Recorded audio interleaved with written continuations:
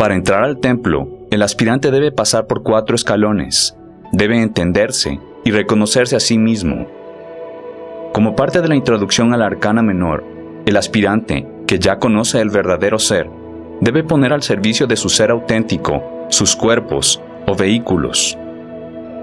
La arcana menor es el cuerpo del ocultismo que compone el microcosmos, entendimiento del ser, de la psiquis o alma. Tradiciones inmemoriales hacen referencia a 4 elementos, embebidos en una gran cantidad de simbología con connotaciones profundas: tierra, aire, agua y fuego.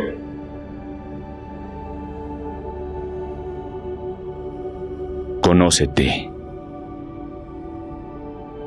Conoce las reglas del juego y conoce a tu adversario.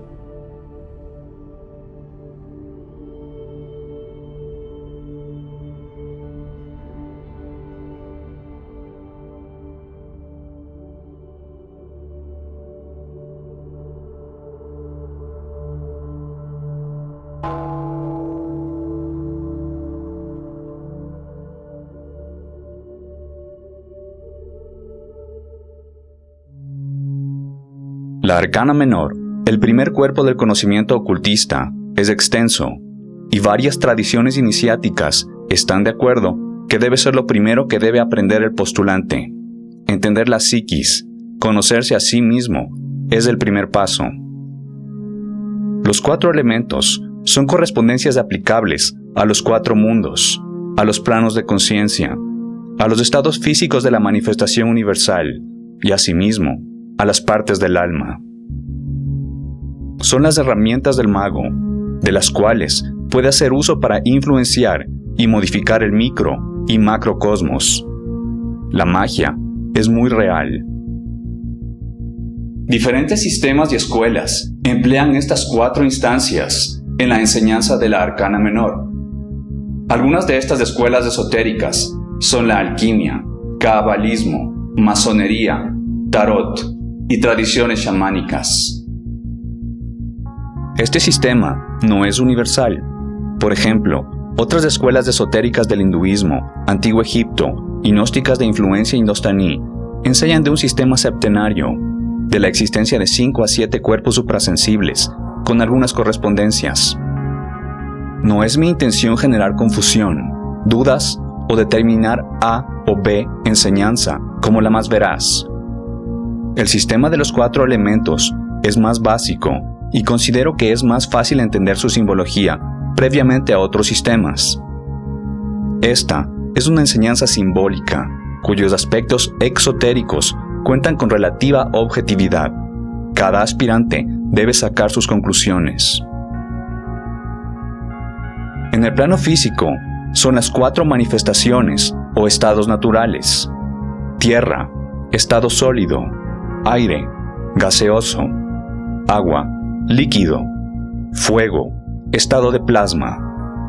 Esta es la correspondencia más obvia de los 4 elementos. Aquella concerniente al entendimiento del ser es donde ahondaremos. El alquimista y psicólogo Carl Jung definió a estos 4 elementos como arquetipos que se aplican a diferentes tipos de personalidad: tierra, sensato; aire, intelectual; agua, emocional; fuego, intuitivo. Esta categorización se emplea en varias pruebas psicológicas. Los opuestos diagonales llevan a desbalances. La clave, el balance, está en el centro. Hasta que lo inconsciente no se haga consciente, el subconsciente seguirá dirigiendo tu vida. Tú le llamarás destino. El orden de los elementos no es casual. Es precisamente tierra, aire, agua y fuego. Son lecciones que el aspirante debe entender y dominar secuencialmente. Son escalones de conciencia, o se los puede considerar como partes del alma. Para explicar la correspondencia entre algunas escuelas esotéricas, se presentará la simbología respectiva. Recordemos que las escuelas tienen un fin similar: la evolución de la conciencia. hacen uso de la alegoría para plasmar conceptos esotéricos. No adentraremos en particularidades de las tradiciones, solo en la simbología que es pertinente a las fases iniciáticas de los elementos.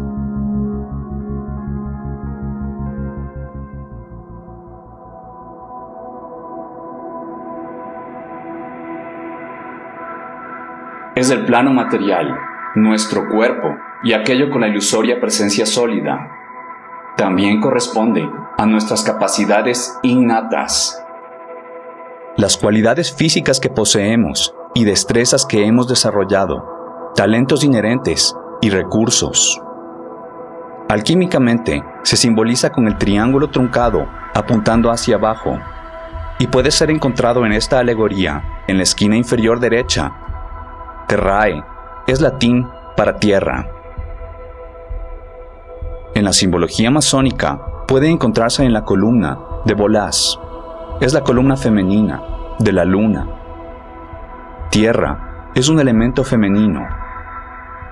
La columna de Volás, en la tradición masónica, es la primera columna a ascender en el camino de la evolución de la conciencia. Es parte de la rica alegoría del Templo de Salomón. La tierra es femenina, característica del género femenino. Recordemos que no quiere decir que corresponde a las mujeres.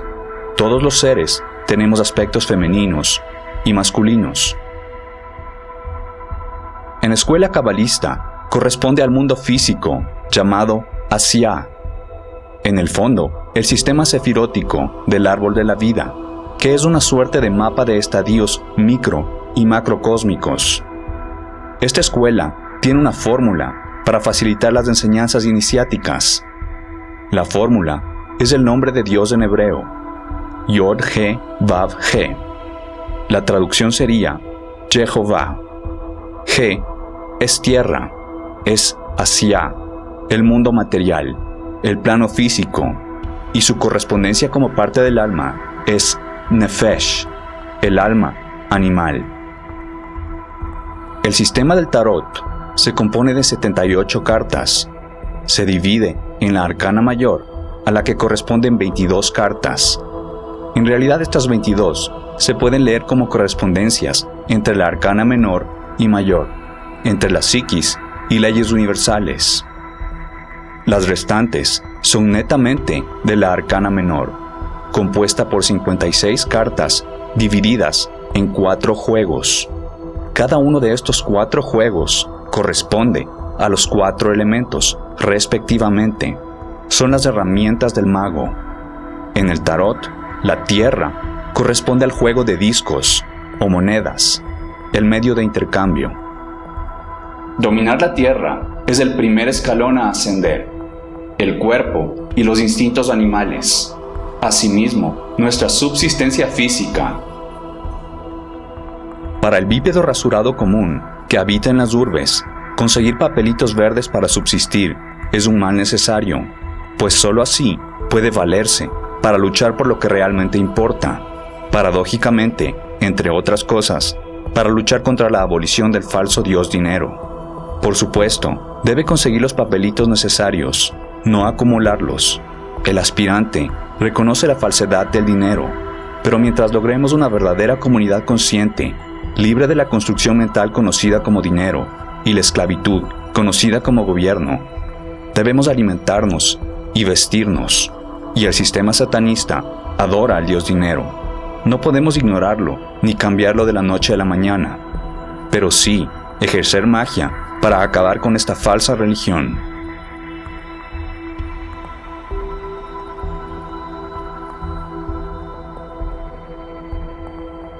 El segundo escalón, el aire, es el intelecto, el plano mental, habilidad para definir, computar, analizar, facultad del hemisferio izquierdo de la neocorteza cerebral. Se compone de la concentración, una disciplina mental. El aspirante debe aprender a fijar una idea, aclarar la mente, acallar el diálogo interno. Las técnicas de meditación y contemplación resultan muy útiles para dominar la mente. La meditación no es una actividad pasiva, no es relajarse, es actividad, es disciplina. La concentración, a su vez, también ayudará a lograr la verdadera meditación y cuestionamiento interno. Como dicen varios, la meditación es usar la mente para sobrepasar la mente, encontrar las conexiones micro y macrocósmicas, las conexiones interminables entre toda la existencia. Puede considerarse a la meditación como la comunión entre el verdadero ser y el alma. Esta última debe estar al servicio del primero. Ciertos aspectos del elemento tierra deben dominarse previamente, como es adoptar una correcta alimentación. Gran parte de la falta de concentración en la población se debe a una pésima nutrición, a paradigmas alimenticios nocivos. El aire se representa con el símbolo alquímico del triángulo truncado y puede ser encontrado en esta alegoría en la esquina superior derecha. Aeris es aire en latín. El aire, el intelecto, es una facultad masculina. En la simbología masónica puede ser encontrado en la base de la columna de Hachim. Es el segundo escalón. Esta es la columna masculina, solar. En la escuela cabalística corresponde al mundo formativo o mental que se denomina Yetzirah. Es el Vav de la fórmula hebrea cabalística Yod He Vav He. Corresponde a Ruach, la segunda parte del alma, el intelecto. En el tarot está representado por el juego de espadas. La espada no es una herramienta bélica, sino incisiva. Representa precisión, no un arma. Define y segmenta el conocimiento. Para los bípedos más intelectuales, tiende a ser más difícil despertar, pues típicamente tienen aspectos emocionales desbalanceados y tienden a la soberbia.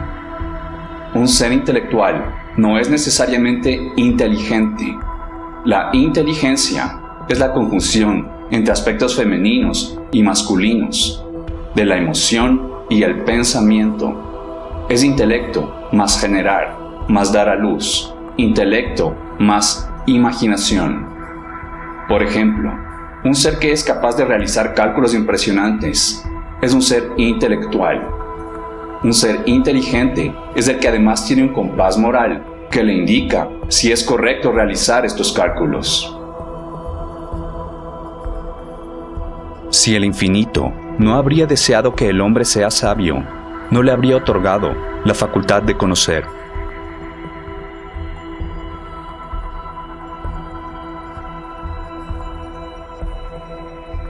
En la alquimia se simboliza con el chalice o triángulo invertido. Es una facultad femenina. Representa las emociones, intuición y empatía. El aspirante debe aprender a alinear sus emociones, a controlarlas y a su vez a usar esta herramienta para regir moralmente sobre el intelecto. Seguramente hemos sentido o escuchado sobre este presentimiento que tiene una madre cuando su hijo está en problemas, sin importar la distancia. Es un fenómeno muy real. La intuición está más allá del intelecto, es más sublime. La intuición viene de algo más allá del cerebro. Muchos definen a la primera respuesta que tenemos sobre cualquier asunto como el instinto. No siempre es así. Muchas veces es la intuición, que es propia de una conciencia superior, del nous neoplatónico o el anima mundi. Los seres balanceados son capaces de acceder a un mundo perceptivo, más allá del intelectual. El manejo de las emociones facilita la empatía. Esto permite la comunicación. Por ello, fenómenos psíquicos inusuales. Comunicarse con animales y plantas son capacidades que ciertos seres desarrollan al dominar el plano emocional. La voz interna, o el corazón, es el compás moral, es la herramienta de los dioses. Que somos capaces de hacer algo sencillo, increíble o colosal, no quiere decir que debemos hacerlo. Primero, debemos determinar si es correcto o moral. Me he convertido en la muerte, el destructor de mundos. Señor presidente, siento que tengo sangre en mis manos. Palabras de remordimiento de Robert Oppenheimer, físico, padre de la bomba atómica. En el sistema de los 4 elementos, el plano emocional está sobre el intelectual. Una mujer u hombre inteligente es aquel que tiene un balance entre los aspectos masculinos y femeninos, balance entre los hemisferios de la neocorteza cerebral.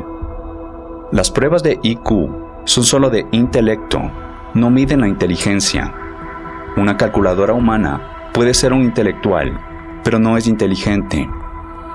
Las emociones generan enzimas, que a su vez generan experiencias fisiológicas, como la dopamina.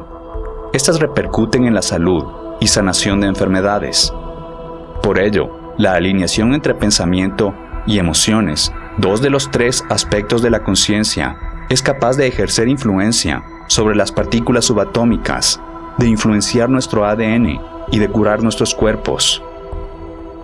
El agua se puede encontrar al tope de la columna de Volaz, del sistema masónico. Es el tercer escalón para entrar al templo. En el cabalismo, es el segundo G de Yod He Vav He. El mundo creativo, llamado Briah, es el plano emocional y corresponde a Neshama, la intuición, la tercera parte del alma. En el tarot, el juego de las copas representa las emociones. En las copas se lleva el líquido vital, son herramientas para verter cuidado y amor.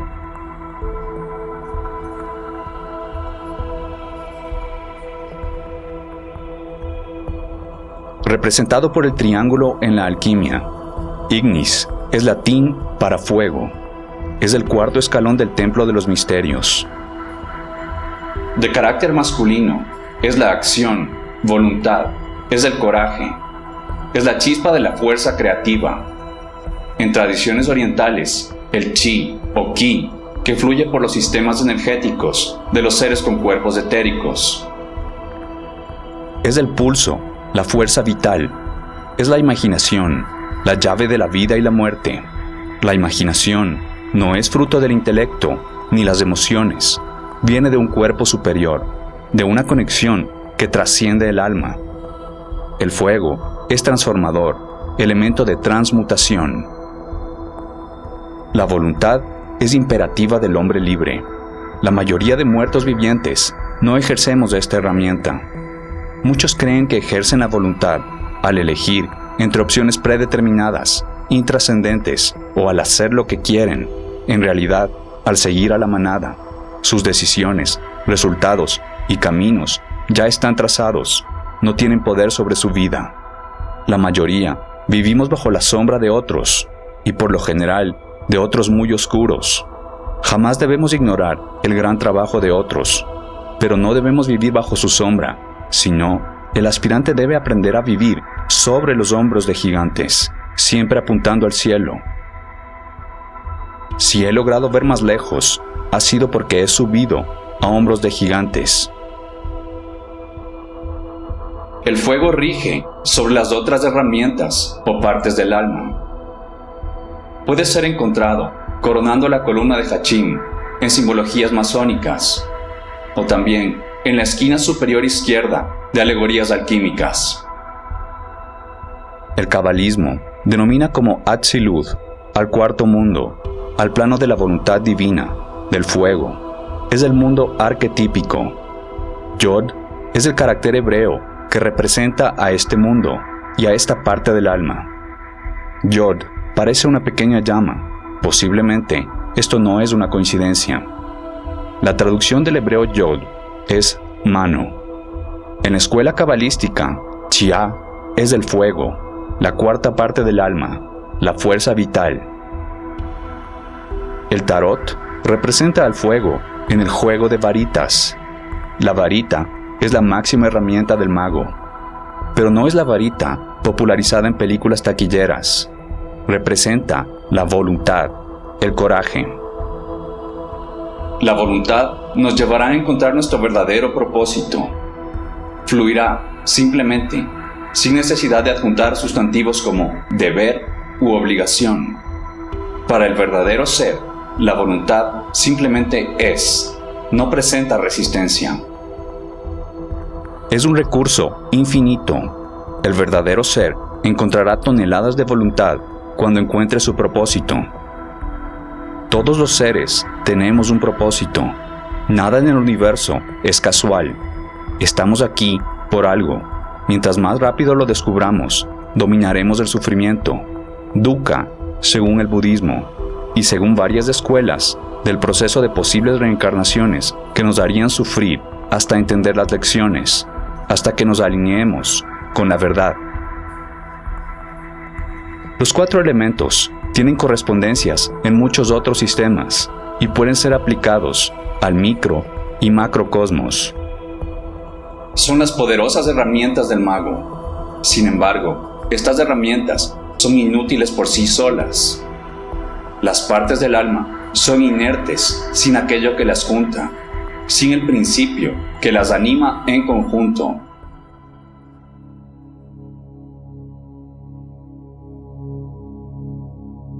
El quinto elemento, la quinta esencia, es la chispa divina, la esencia divina, es el Buddhata, la conciencia, lo que el ocultista denomina como espíritu. El aspirante ya conoce quién es en realidad, así que pone las 4 herramientas al servicio del verdadero ser. Las partes del alma deben estar al servicio del espíritu. Se representa alquímicamente con la rueda, que asimismo puede encontrarse en la simbología kemetista, también como la unión de opuestos. Es abundante en la simbología alquímica la convergencia de las polaridades. El sol y la luna son los aspectos femeninos y masculinos llegando a una síntesis. Los hemisferios de la neocorteza cerebral y las partes del alma. La quinta esencia es más que la adición de las 4 inteligencias alquímicas. Es el elemento rector.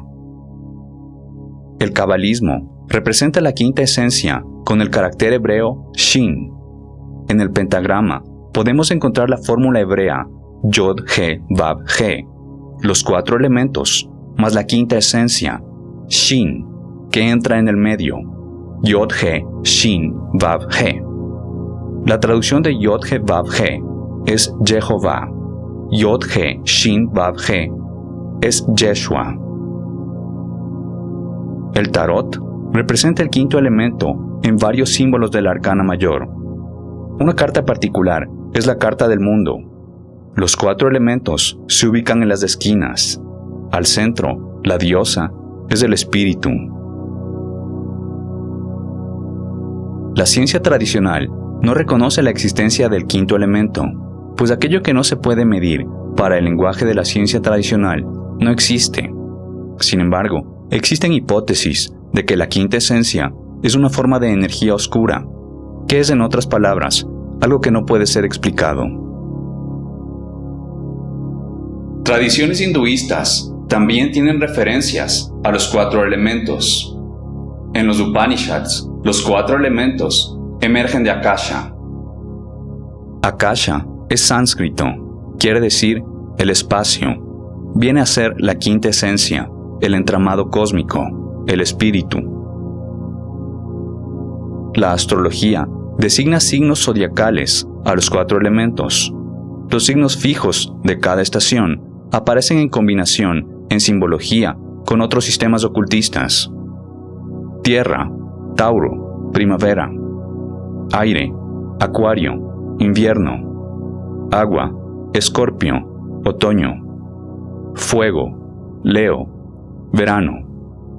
Las 12 constelaciones tienen cada una su elemento correspondiente.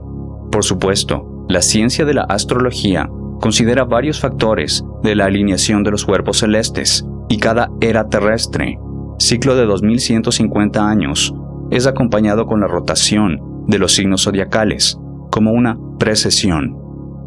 Nuestro signo zodiacal, como se conoce coloquialmente, corresponde al mes en el que nacimos. Ese es el signo solar y determina una de las constelaciones que influyen en nosotros. De igual manera, debemos conocer el signo ascendente y signo lunar. La latitud, longitud, día, hora, mes y año en el que nacimos determinan las constelaciones que más influyen en nosotros. La constelación ascendente simboliza nuestra interacción, nuestra manera de acercarnos a la vida y a otros. La constelación solar, aspectos de nuestra personalidad, cualidades básicas. La constelación lunar influye en aspectos emocionales del ser. La astrología nos indica que los cuerpos celestes tienen una innegable influencia sobre nosotros, independientemente de que queramos creerlo o no. Pero debemos tener presente el determinismo en el que muchos nos hemos sumido, a creer que nada podemos hacer en contra de la marea, a convertirnos de muertos en vida, esperando los designios de una carta astral o destino. No hay cosa alguna, ninguna alineación cósmica, maleficio, mala crianza, inhabilidad o impedimento cultural que se anteponga a la chispa creativa, la voluntad, el fuego, al servicio de la chispa divina, del verdadero ser, puede trascender cualquier alineación cósmica. En tradiciones andinas precoloniales, la chacana, dentro del sinnúmero de simbologías que presenta, incluye el concepto de los 4 elementos, más el espíritu. La chacana, o cruz andina, es este símbolo. No es religión, no es superstición, no quiere decir que se adora al sol o algún ser mítico. Las 4 partes del símbolo corresponden, entre otras y muchas cosas, a los 4 elementos, y el agujero es la quinta esencia. No debe asimilarse la información entregada cual dogma. El simbolismo de la lección es lo importante, pues como se mencionó, otras enseñanzas plantean modelos distintos. Un ejemplo es el maestro Platón. Las partes del alma que describe Platón con la alegoría de la carroza son una racional, una irascible y una apetitiva. El alma apetitiva son los instintos, el cuerpo. Eros es el caballo poco dócil. El alma irascible, el valor, la fortaleza, la pasión, el thumos griego, el caballo dócil. El alma racional es el conductor, la parte que debe regirnos a la lógica, es el logos. Estas partes del alma tienen correspondencias con los tipos de individuos de la República Platónica, los trabajadores o el pueblo, los guerreros y los gobernantes filósofos. El aspirante debe reconocer y ejercer dominio sobre los 4 elementos, trabajar cada día para alinearlos en una conciencia unívoca, un discurso sólido del alma. Ningún sapiens es perfecto, pero sí debe tener ese ideal, siempre evolucionar la conciencia. De acuerdo a algunos maestros ocultistas, el peso moral o kármico por olvidar o ignorar lo aprendido es alto. Los aspectos de la conciencia son el pensamiento, las emociones y las acciones, la verdadera Trinidad. La conciencia es la quinta esencia. Los 4 elementos, las partes del alma que enseñan las escuelas occidentales, son herramientas de la conciencia, de la quinta esencia: cuerpo, intelecto, emociones, voluntad. Podemos considerar al cuerpo y al plano material como el vehículo y medio para la manifestación de la conciencia en sus 3 aspectos. El cuerpo físico es el vehículo con el que contamos en nuestro estadio de desarrollo. En el nivel de conciencia del sapiens promedio, es el cuerpo donde se expresa finalmente la conciencia. Es en el plano material donde aprendemos, donde manifestamos, mientras avanzamos a niveles de conciencia superiores, a diferentes planos vibratorios. Manifestar quiere decir llevar a nuestras manos, concluir pensamiento y emociones en acciones en el plano material. Cuando miras en el espejo, ¿qué ves? ¿Ves a tu verdadero ser o a lo que has sido condicionado a creer que eres? Los dos son muy diferentes. Uno es conciencia infinita, capaz de ser y de crear lo que elige. El otro es una ilusión encarcelada por sus propias limitaciones percibidas y programadas.